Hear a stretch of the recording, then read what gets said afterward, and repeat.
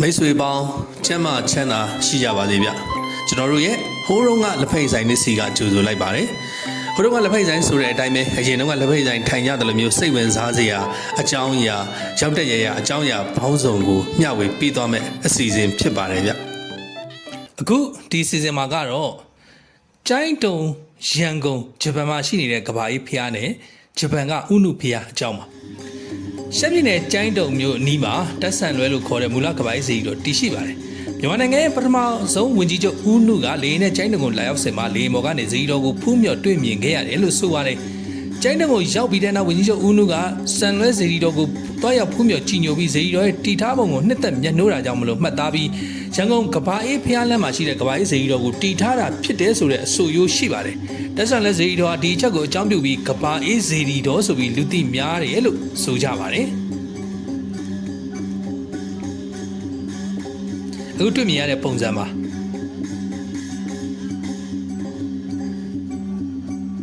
ါဒ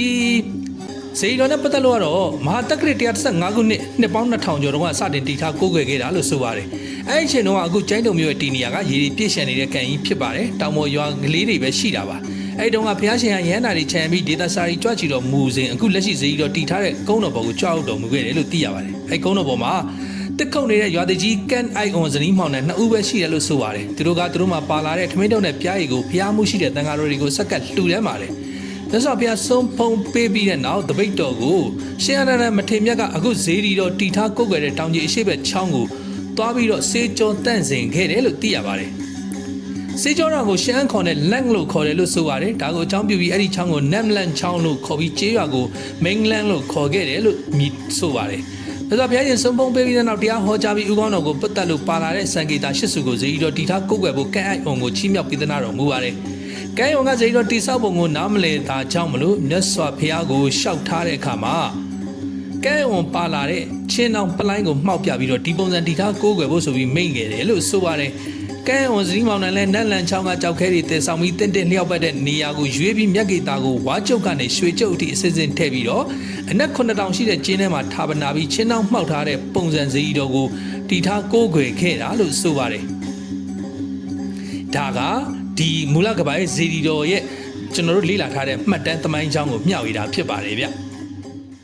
အဲ့ဒီကနေပြီးတော့ကဘာရဲ့ဇီတော်ကဘာကြီးဇီတော်ကတော့ရန်ကုန်မြို့ရေကူးရတိရိမင်္ဂလာကုန်းတော်မှာတည်ရှိတဲ့ဇီတော်ဖြစ်ပါတယ်ဘွေတော်အဖြစ်တော့တိရိမင်္ဂလာကဘာကြီးဇီလို့တွင်ပါတယ်ကဘာငင်းငယ်အတွက်စူရောင်းဒိတ်ထန်တဲ့ဝန်ကြီးချုပ်ဦးနုခေါင်းဆောင်တဲ့သာသနာရေးဝန်ကြီးဌာနပါလီမန်အတွင်းဝင်တိရိပြန်ချီဦးတန်းစိန်ပါဝင်တဲ့သာသနာရေးခေါင်းဆောင်ပုဂ္ဂိုလ်တွေစုပေါင်းမတည်ပြီးရရကုသိုလ်ရှင်တွေရဲ့အလှူငွေနဲ့တည်ထားတဲ့ဇီပါဇီတော်ရဲ့တီတော်တင်ပွဲနဲ့ပထမအကြိမ်ပွဲတော်ကို1313ခုနှစ်ဓမောင်းလမှာကျင်းပပြီးတော့ဝန်ကြီးချုပ်ဦးနုကိုယ်တိုင်တီတော်တင်ခဲ့တာပါဒီတော့တင်ပွဲကို9ရက်တိုင်တိုင်ကျင်းပခဲ့တယ်လို့သိရပါတယ်အခုဆိုရင်85နှစ်ခန့်ရှိပြီဖြစ်ပါတယ်ဒါကတော့ကဘာကြီးဇီတော်နဲ့ပတ်သက်တဲ့ဇီနှစ်စုပါမူလကဘာကြီးဇီတော်နဲ့နောက်တည်ထားတဲ့ကဘာကြီးဇီတော်လို့ပြောရမှာဖြစ်ပါတယ်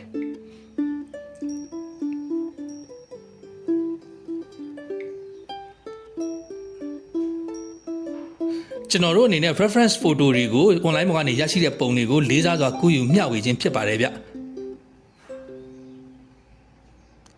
ဟုတ်ပြီအဲ့ဒီမှာကျွန်တော်တို့မြန်မာပြည်မှာပြင်ဂျပန်မှာလဲဂျပန်မှာဦးနုဖျားလို့ရှာလိုက်ရင်နှစ်ခုလောက်တွေ့တာမျိုးရှိပါတယ်အဲ့ဒီထဲမှာဒါကတော့နာမည်ကျော်ဖူဂျီတောင်ဒီမှာရှိတဲ့ဖျားစေကြီးတဆူဖြစ်ပါတယ် Google Map မှာတော့ Fuji Stupa လို့အမည်တက်ထားပါတယ်ကိုရီးယားမြို့မှာရှိတဲ့ငင်းငယ်ဥယျာဉ်ဟာဖူဂျီတောင်ရဲ့လှပတဲ့မြင်ကွင်းတွေကိုမြင်တွေ့နိုင်တဲ့နေရာဖြစ်ပါတယ်ဇေတော်ရကဥယျာဉ်အမည်ကငင်းငယ်ပညာဖြစ်ပြီးပညာရဲ့သင်္ကေတဖြစ်တဲ့ဗုဒ္ဓဘာသာဇေဒီကိုအစွဲပြုပြီးဘူရှာရီတိုလို့ခေါ်ပါတယ်ဥယျာဉ်ကိုလာရောက်လက်ပတ်တဲ့80ရာခိုင်နှုန်းကပြပခီးသွားတွေဖြစ်ပါတယ်ရှီဇူအိုကာစီယန်စုရဲ့လက်ပတ်ဆရာနေရာတွေကတစ်ခုပါအထူးသဖြင့်တော့ချယ်ရီပွင့်နဲ့စောင်းဥရွက်ကြီးတွေကြီးစုချိန်မှာလူပိုများပါတယ်လူဦးရာဒီမှာဒီဥယျာဉ်ကိုချယ်ရီပန်းကြီးတဲ့နေရာအဖြစ်လူသိများပြီးလာရောက်လက်ပတ်တဲ့လူတွေကချယ်ရီပန်းနဲ့တောင်ရဲ့လှပတဲ့ပေါင်းဆက်ရတကိုခံစားကြတာဖြစ်ပါတယ်အခုကကျွန်တော်တို့အဲ့ဒီဇီတော်စီသွားမှာပါဒီမှာပါသူကဟာကုန်းနဲ့မီးတောင်ဝရဲ့အပြင်ဘက်စွန်းတောင်ဆောင်မှာတည်ရှိပြီးတော့မြို့ရဲ့မြင်ကွင်းကိုကောင်းစွာမြင်တွေ့နိုင်တဲ့နေရာမှာရှိတာပါဥယျာဉ်ရဲ့သင်္ကေတဖြစ်တဲ့ဇီတော်ကအိန္ဒိယဝန်ကြီးချုပ်နေရူးကလှူဒန်းခဲ့တဲ့ဗုဒ္ဓရဲ့အယုပြကိုထားရှိထားပါတယ်ဗုဒ္ဓရဲ့ရွှေရောင်စနုတော်၄စုလည်းရှိပါတယ်ဒါကတော့ဥယျာဉ်တော်ပေါ်ကနေတွေ့ရတဲ့မြင်ကွင်းတွေပါ ဇီတော်ရဲ့ဒါကတော့မြန်မာနိုင်ငံကလှူဒန်းထားတဲ့ချင်းသေးပါဇီတော်ရဲ့အရှိမအာရှနိုင်ငံအသီးသီးကနေပြီးတော့လှူဒန်းထားတဲ့ချင်းသေးရုပ်တွေရှိနေပါတယ်ကမ်ပလန်ပုံစံကဂျပန်ဥယျာဉ်ပြီးတော့နီဟွန်ဇွန်မီယိုဟိုဂျီဖျားကျောင်းဗုဒ္ဓဘာသာဘုန်းကြီးကျောင်းဂယူနာရောနဖျားနာရီကွန်နွန်နဲ့ကန်နွန်ရုပ်ထု33စုရှိတာပါဒီရုပ်ဘွားတော်ကတော့မြို့ကိုအပေါ်စီးကနေစီးကြည့်နေတဲ့ပုံစံမျိုးမြင်ရတာပါဒါနဲ့ပတ်သက်လို့ဥနုဖျားဆိုပြီးတော့ကျွန်တော်တို့ဂျပန်ကိုရောက်ကြတဲ့သူတွေတွားရောက်ကြလိမ့်ရှိပါတယ်ဒါပေမဲ့ကျွန်တော်တို့လေးလာရတဲ့လောက်တော့အဲ့ဒီလိုမျိုးဘလို့အဆက်ကိုတေချာမတွေ့နိုင်ဘူးဖြစ်နေပါတယ်သိရှိတဲ့လူများလည်းကျွန်တော်တို့ဆက်လက်မျှဝေနိုင်ပါတယ်ဒါအတော်များများကတော့ဒီဖျားကိုဥနုဖျားဆိုပြီးတွားဖြစ်နေကြတာမျိုးရှိပါတယ်ဒီစေတီတော်ပါအဲ့ဒီမှာမှနောက်တစ်ခုကတော့ကမ္ဘာငြိမ်းချမ်းရေးစေတီတော်ကမ္ဘာအေးစေတီတော်ပြီးဆိုပြီးတည်ရှိနေတာပါဂျပန်နိုင်ငံကျူရှူကျွန်းမြောက်ဖက်စွန်းမိုဂျီမြို့နီးမဲဂါရီတောင်ကုန်းပေါ်မှာဒီကမ္ဘာအေးစေတီတော်ရှိတာပါ1958မှာတည်ထားခဲ့တာလို့သိရပါတယ်ဒုတိယကမ္ဘာစစ်အတွင်းဂျပန်ဟာမြန်မာအပါအဝင်ရှေ့တောင်အာရှစစ်မျက်နှာကိုစစ်သည်တော်တွေဆစ်လွတ်ရမှာခိတဂျီရှူဒေသကစစ်သား3သိန်းပါဝင်ခဲ့ပါတယ်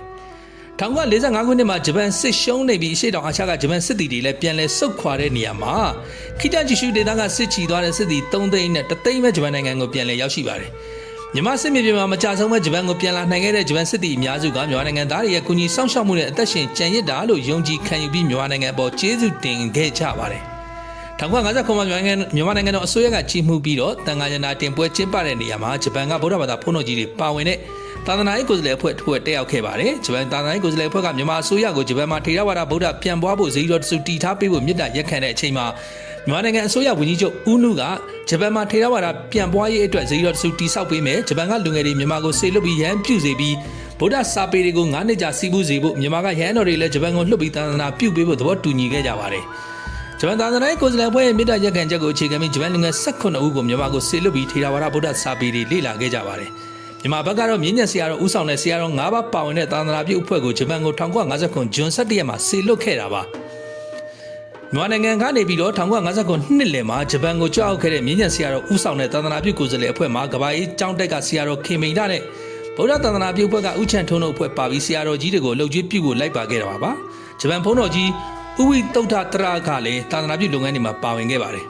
ခိတာဂျီရှူမိုဂျီမျိုးကဂျပန်စစ်ပြန်တွေကလည်းဒုတိယကမ္ဘာစစ်အတွင်းမြန်မာစစ်မြေပြင်မှာကြာဆုံးသွားတဲ့ဂျပန်စစ်သားတွေအတွက်အောက်မေ့ဝယ်စေးဆိုတီထားနိုင်ရင်ဂျိုးပန်းခဲ့တဲ့အချိန်မှာအဲ့ဒီတုန်းကမိုဂျီမျိုးတော်ဝန်ကဒုတိယကမ္ဘာစစ်အတွင်းမြန်မာနိုင်ငံကိုစစ်သတင်းတောက်ပြရောက်ခဲ့ဘူးတဲ့သူနဲ့ကမခရပြုတ်ပြီးမိုဂျီမျိုးသူမျိုးသားတွေရဲ့ထဲဝင်လှူဒန်းငွေတွေနဲ့1956ခုနှစ်မှာမိုဂျီမျိုးမြောက်ဘက်မေဂါရီပန်းချန်နီမြေကျယ်ဝန်းစူဘို3000ကိုဝယ်ယူလှူဒန်းခဲ့တာဖြစ်ပါတယ်မိုဂျီမြို့သူမြို့သားတွေနဲ့ဂျပန်စစ်ပြန်တွေကဂျပန်နိုင်ငံကိုသာသနာပြုဖို့ရောက်နေတဲ့မြန်မာဆရာတော်တွေသတင်းသုံးဖို့တစ်သားကျောင်းဆောင်တစ်ခု1959ဇန်နဝါရီမှာမေဂါရီမြေမှာဆောက်လုပ်လှူဒန်းခဲ့ပါတယ်ဒါကအဲ့ဒီမှာပြုလုပ်တဲ့သတင်းကျွတ်ပွဲတော်ပါဒါကတော့တစောင်းတိုင်းကထိန်ပွဲတော်ကျင်းပတာဖြစ်ပါတယ်ဂျပန်နိုင်ငံမှာရောက်နေတဲ့မြန်မာနိုင်ငံသူမြန်မာနိုင်ငံသားတွေတွားရောက်ပြီးတော့ဒီပွဲတော်ကိုဆင်နွှဲကြတဲ့မြင်ကွင်းဖြစ်ပါတယ်ဒါတွေကကျွန်တော်တို့ reference video အဖြစ်နဲ့ကျွန်တော်တို့သက်ဆိုင်သူများရိုက်ကူးထားတာကိုလေးစားစွာကုသိုလ်ရေးမျှဝေဖော်ပြခြင်းဖြစ်ပါတယ်ဗ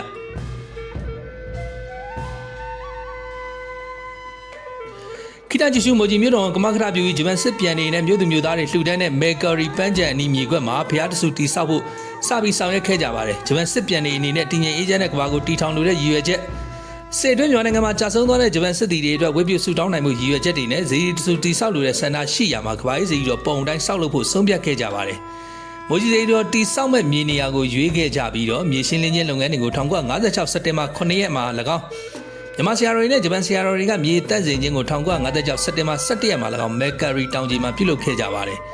1959မေလ14ရက်နေ့မှာတော့ဇီတော်တိဆောက်မဲ့နေရာမှာအုတ်မြစ်ချပြီးတော့စတင်ဆောက်လုပ်ခဲ့ကြပါတယ်ဇီတိဆောက်မှုကိုဂျပန်အင်ဂျင်နီယာတွေနဲ့ဆောင်ရွက်ခဲ့ကြပြီး